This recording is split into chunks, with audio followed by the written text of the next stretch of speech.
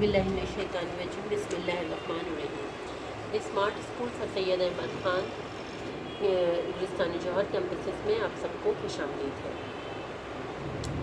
सबसे पहले बेटा आप सबको अपनी बहुत ख्याल रखना है।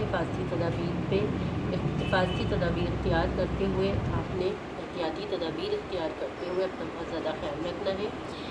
नज़ला, खांसी या छींक की सूरत में मुंह पे अपना रुमाल या टिशू पेपर रखना है। इस्तेमाल किया हुआ टिशू को मुनासिब तरीके से ज़ाया करना है, यानी कि डस्टबिन में डालना है। अपने हाथों को बाकायदगी से साबुन से और पानी से साफ़ करें और कम से कम 10 से 20 सेकंड तक अपने हाथों को धोएं। ये बहुत ज़रूरी है ताकि हाथों में आपके कोई भी जरासीम न रहने पाए और हाथों के ज़रिए आपके जिस्म में दाखिल होकर आपको बीमार न कर पाए।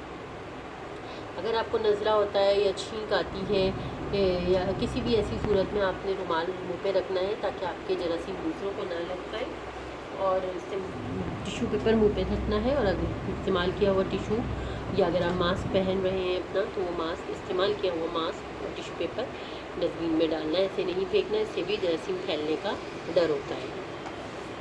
ये तो हो गई वो एहतियाती तदाबीर जो हर वक्त आपको बताई जाती हैं और आपको समझाया जाता है कि आपने इस्तेमाल करना है। अब आपको बाब 2 ईमानियात और इबादात में पढ़ाएंगे आज इस्लाम के अक़ाइद। जी हाँ, बाब 2 ईमानियात और इबादात में इस्लाम के अक़ाइद आप पढ़ेंगे। इस्लाम के अक़ाइद में क्या मायने, सबसे पहले तो अक़ाइद के मायने आपको पता होना चाहिए। अक़ाइद किसे कहते हैं? अक़ाइद का लफ्ज़ अक़्द से बना है और जिसके मायने गिरह लगाने के, यानी किसी चीज़ को मजबूती से और मुस्तहकम करना, यानी कि मजबूती से पकड़ना, थामना, मुस्तहकम करना, मजबूत करना। अक़ाइद से मुराद है कि किसी बात को भी, किसी भी अमल को, बात को सच्चे दिल और दिमाग से मानना, पर यकीन करना और ज़बान से इसका इजहार करना। ठीक है, अक़ाइद के लिए ईमान का लफ्ज़ भी इस्तेमाल किया जाता है। अक्सर कहा जाता है कि हमारा अक़ीदा मजबूत है, यानी कि हमारा ईमान मजबूत है। इस्लाम के बुनियादी अक़ाइद अज्ज़ाए ईमान भी कहलाते हैं, यानी कि जो इस्लाम के बुनियादी अक़ाइद है जिसमें हमारा अक़ीदा है वो क्या कहलाते हैं? अज्ज़ाए ईमान भी कहलाते हैं। और तमाम अक़ाइद को मानना और इन पर यकीन करना बहुत ज़रूरी है, क्योंकि इनमें से अगर हम किसी भी एक बात का भी इनकार करेंगे तो इसमें क्या होगा कि ये, अगर हम किसी भी एक बात से भी मुनकिर होते हैं, जो भी इस्लाम के अक़ाइद हैं, बुनियादी अक़ाइद हैं, अज्ज़ा हैं, अगर हम किसी एक बात से भी इनकार करते हैं या इनमें शक इंसान को इस्लाम के दायरे से बाहर निकालेंगे, यानी कि अगर हम किसी एक भी शक करेंगे या उसका इनकार करेंगे, दिल में ज़रा भी बराबर हमारे शक आएगा तो वो हमें इस्लाम के दायरे से बाहर निकालेंगे और वो इंसान मुसलमान नहीं कहलाता। जैसा कि अल्लाह ताला ने कुरान पाक में फरमाया है, सूरह बकरा की आयत नंबर 177 में तर्जुमा है इसका। और नेकी ये है कि आदमी अल्लाह ताला पर, क़यामत के दिन पर, फ़रिश्तों पर, किताबों पर और नबियों पर ईमान लाए। जी, यह भी है अलबिर्रा मन आमना बिल्लाहि वल यौमिल आखिर वल मलाइकति वल किताबी वल नबिय्यीन। और तर्जुमा इसका है, और नेकी ये है कि आदमी अल्लाह पर, क़यामत के दिन पर, फ़रिश्तों पर, किताब और नबियों पर ईमान लाए। यानी कि एक मुसलमान होने का जो है, ये मुसलमान का ये दावा होना चाहिए, अक़ीदा होना चाहिए कि अल्लाह ताला पर ईमान रखे, क़यामत के दिन पर, फ़रिश्तों पर और किताबों पर और नबियों पर, यानी कि जो किताबें अल्लाह ताला ने नबियों पर नाज़िल फरमाई हैं उन पर भी अक़ीदा रखे। अच्छा, अक़ाइद इस्लाम का मुख्तसर तारुफ़ लेते हैं कि किस तरह उसका वो है, तो उस पर हमारे अक़ाइद क्या क्या होना चाहिए। इसमें बहुत से शामिल हैं, इसमें अल्लाह ताला पर ईमान है, फ़रिश्तों पर ईमान है, रसूलों पर ईमान है, आसमानी किताबों पर और आखिरत पर। ये वो चीज़ें हैं जिन पर ईमान लाना सब पर फ़र्ज़ है। सबसे पहले जानेंगे अल्लाह ताला के पर ईमान का। ईमान का मतलब क्या होता है? जी हाँ, जैसे आपको पता है कि अल्लाह ताला एक है, वाहिद ज़ात है, उसका कोई शरीक नहीं। जैसे कि सूरह इखलास में बताया गया है, कुल हुवल्लाहु अहद अल्लाहु समद लम यलिद वलम यूलद वलम यकुल लहू कुफुवन अहद, कि कहो कि अल्लाह एक है, अल्लाह बेनियाज़ है, ना वो किसी का बाप है और ना किसी का बेटा और कोई उसका हिस्सा नहीं है। यानी कि अल्लाह के वाहिद होने का यकीन दिलाती है ये सूरत, कि हमें सिर्फ उसी की इबादत करनी चाहिए और उसका शरीक किसी को नहीं ठहराना चाहिए। इस बात पर पुख्ता यकीन करना चाहिए कि अल्लाह ताला ने ही हर चीज़ को पैदा किया है। दुनिया जहान की जितनी भी चीज़ें, सूरज, चाँद, सितारे, पहाड़, दरिया, मैदान, ये तमाम कायनात जो है अल्लाह ताला ने पैदा की है और वो हर जगह हर वक्त मौजूद है और अज़ल से है और अज़ल अबद तक रहेगा। इनकी तमाम दुनिया ख़त्म हो जाएगी लेकिन अल्लाह ताला हमेशा बाकी रहेगा। वही हमें ज़िंदगी देता है और वही हमें मौत देता है। ज़ाहिर मौत का भी मालिक वही है, हमारी ज़िंदगी का भी, हमारी ज़िंदगी जो भी हमें बख्शी गई वो भी अल्लाह ताला उसका मालिक है और मौत का भी। وہی ہے جو ہماری تمام کائنات کو رزق عطا کرتا ہے، ساری جان کا انتظام اسی کے ہاتھ میں ہے، یعنی کہ وہ جب چاہتا ہے بارش ہوتی ہے، جب چاہتا ہے رزق ہمیں اللہ تعالیٰ عطا فرماتا ہے، اور اس کا کوئی مددگار اور شریک نہیں، یعنی کہ وہ اکیلا ہے جو تمام کام کرتا ہے یا ہوتا ہے، یہ جو کام بھی دنیا میں جو کائنات زندگی چل رہی ہے وہ سب کے سب اللہ کے حکم سے چل رہی ہے، اور وہ تمام خوبیوں کا مالک ہے، وہ ہر طرح کے عیب سے پاک ہے، یعنی کہ اللہ تعالیٰ کی ذات بے عیب ہے، وہ ہمیشہ سے اور ہمیشہ رہے گا، اور ایک دن کی دنیا جب ختم ہو جائے گی، یعنی قیامت کا دن آئے گا، روز حشر کا دن، تو اسی کی واحد ذات ہے جو باقی رہے گی۔ جی ہاں، یہ ہم نے پہلے بھی بتایا ہے، آپ پڑھ چکے ہیں کہ اللہ تعالیٰ کی ذات ہے جو ہمیشہ سے اور ہمیشہ رہے گی، اور ہمیشہ قائم و دائم رہے گی، دنیا ختم بھی ہو جائے گی اس پر کے بعد بھی اللہ تعالیٰ کی ذات باقی رہے گی۔ تو دوسرا ہمارا آ جاتا ہے کہ اللہ تعالیٰ کے ایمان پر کے بعد، کہ اللہ تعالیٰ پہ یقین کے بعد، کہ اللہ ہمارا عقیدہ ہے، جیسے ہم کلمہ پڑھتے ہیں لا الہ الا اللہ محمد رسول اللہ، کہ اللہ تعالیٰ ہی ہے جو ہم سب کا مالک ہے اور خالق ہے، اور اس کے سوا کوئی عبادت کے لائق نہیں ہے، اور اللہ کے رسول آخری رسول صلی اللہ علیہ وآلہ وسلم ہے، ہمارے پیارے نبی۔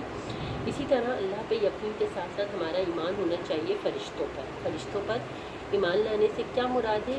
اس سے مراد یہ ہے کہ یہ پختہ یقین کیا جائے کہ فرشتے جو ہیں اللہ تعالیٰ کی کیسی مخلوق ہیں؟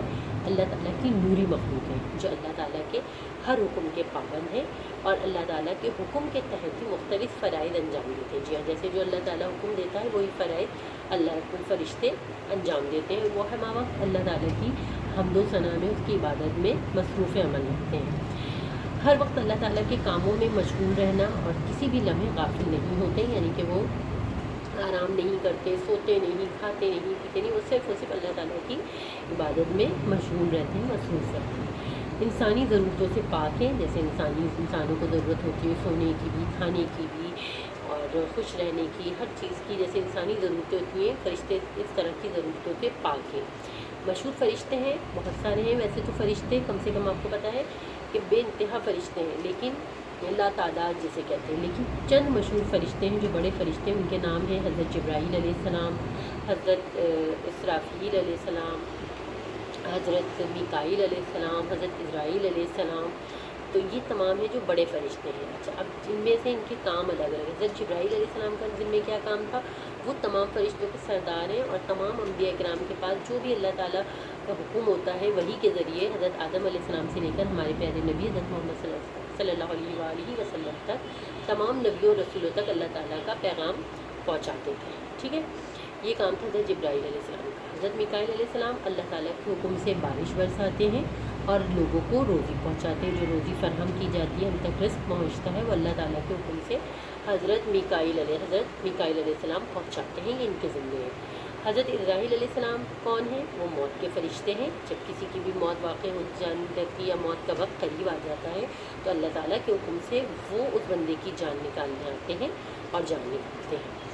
اور حضرت اسرافیل علیہ السلام جو ہیں اللہ کے حکم کا انتظار کر رہے ہیں، یعنی کہ ابھی ان کا کام نہیں ہے لیکن وہ اللہ کے حکم کا انتظار کر رہے ہیں۔ جو ہی اللہ تعالیٰ حکم دے گا، یعنی کہ جب قیامت برپا ہوگی، قیامت آئے گی، تو اللہ تعالیٰ حکم دے گا تو ایک ایسی آواز نکالیں گے جس سے دنیا کی تمام مخلوقات ختم ہو جائے گی، یعنی کہ فنا ہو جائے گی، مر جائے گی۔ ٹھیک ہے، ایک سور، جس کو سور کہتے ہیں، سور پھونکیں گے، وہ جیسے ہم کہتے ہیں نا سور پھونکیں گے تو تمام دنیا ختم ہو جائے گی، تو حضرت اسرافیل علیہ السلام کے ذمے وہ کام ہے، ان کے ذمے سور پھونکنے کا کام ہے کہ اللہ کے حکم سے سور پھونکیں گے اور اس سے تمام مخلوقات فنا ہو جائیں گی، تمام چیزیں ختم ہو جائیں گی، اور کیا آ جائے گی؟ قیامت آ جائے گی، جس کے بارے میں ہم پڑھتے ہیں۔ اس آواز کو سور کہتے ہیں، اور سور پھونکنا حضرت اسرافیل علیہ السلام کے ذمے ہے۔ جی ہاں، دیکھیں میں نے آپ کو پہلے ہی بتا دیا تھا کہ حضرت اسرافیل علیہ السلام سور پھونکیں گے۔ ٹھیک ہے، یہ ہو گیا فرشتوں پر ایمان۔ فرشتوں کے بارے میں ہم نے تھوڑا سا جانا، اب جانیں گے رسولوں پر ایمان کس طرح لاتے ہیں اور کس طرح ہمارا ایمان قائم ہونا چاہیے۔ اللہ تعالیٰ نے ہر زمانے میں اپنے بعض بندوں کو منتخب فرمایا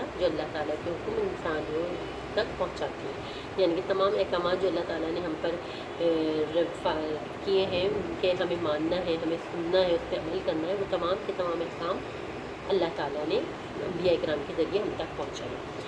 حضرت آدم علیہ السلام سے یہ سلسلہ شروع ہوتا ہے اور حضرت محمد صلی اللہ علیہ وسلم پر آ کے پورا ہوتا ہے، مکمل ہوتا ہے۔ ایک مسلمان تمام انبیاء کرام پر ایمان لاتا ہے، یعنی کہ ہمارا ایمان ہے حضرت آدم علیہ السلام سے لے کے حضرت محمد صلی اللہ علیہ وسلم تک جتنے بھی انبیاء گزرے ہیں، آئے ہیں، ان سب پر ہمارا ایمان ہے، ان سب پر ان سب کو ہم مانتے ہیں۔ ٹھیک ہے، بہرحال اس کا عقیدہ یہ ہے کہ حضرت محمد صلی اللہ علیہ وسلم اللہ کے آخری رسول اور نبی ہیں، اور ان کے بعد اب تک قیامت تک کوئی نبی نہیں آئے گا۔ جی ہاں، الحمدللہ ہمارا یہ ایمان ہے کہ ہمارے پیارے نبی صلی اللہ علیہ وسلم، حضرت محمد صلی اللہ علیہ وسلم اللہ کے آخری رسول ہیں جن پر قرآن پاک نازل ہوئی۔ قرآن پاک بھی آخری کتاب ہے اور ہمارے پیارے نبی آخری نبی ہیں، اور قیامت تک کوئی نبی نہیں آئے گا، ٹھیک ہے۔ اور جو شخص اس بات سے بھی انکار کرتا ہے وہ مسلمان نہیں ہوتا، وہ دائرہ اسلام سے خارج ہو جاتا ہے۔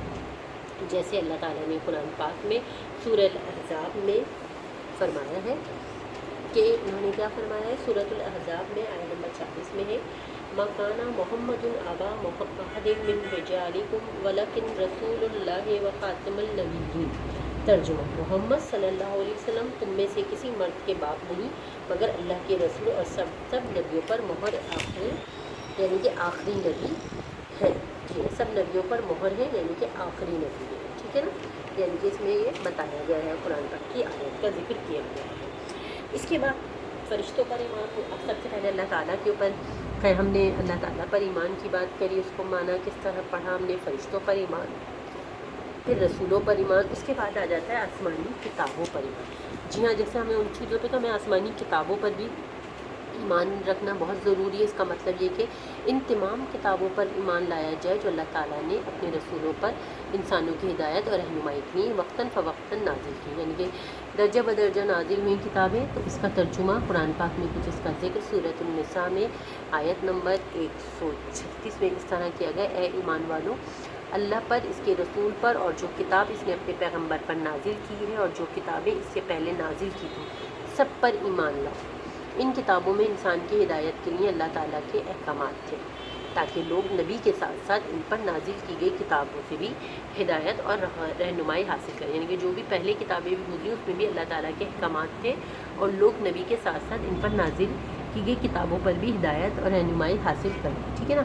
مشہور آسمانی کتابوں میں بہت ساری کتابیں جو آپ نے شروع کی اپنی جماعتوں میں بھی پڑھی ہیں، توریت، زبور، انجیل اور قرآن پاک، اور یہ الگ الگ نبیوں پر، پیغمبروں پر نازل ہوئی، جیسے توریت حضرت موسیٰ علیہ السلام پر، زبور حضرت داؤد علیہ السلام پر، انجیل حضرت عیسیٰ علیہ السلام پر، اور اللہ کی آخری کتاب قرآن مجید حضرت محمد صلی اللہ علیہ وسلم پر نازل کی گئی۔